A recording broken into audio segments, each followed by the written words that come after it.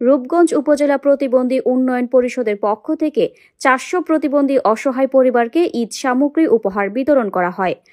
শুক্রবার বিকেলে নারায়ণগঞ্জের রূপগঞ্জ উপজেলা অডিটোরিয়াম রূপগঞ্জ উপজেলা প্রতিবন্ধী উন্নয়ন পরিষদের সভাপতি জহিরুল ইসলাম এর সভাপতিত্বে প্রধান অতিথি হিসেবে উপস্থিত ছিলেন নারায়ণগঞ্জ জেলা বিএনপির সাবেক সাধারণ সম্পাদক গোলাম ফারুক খোকন।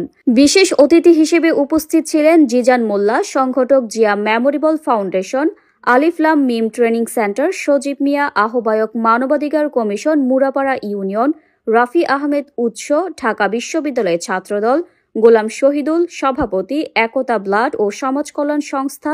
প্রধান অতিথি গোলাম ফারুক খোকন বলেন, যারা বিশেষ চাহিদা সম্পন্ন ব্যক্তিদের অর্থ আত্মসাৎ করে, যারা তাদের সহায়তা করে না, তারা প্রতিবন্ধী আপনারা না।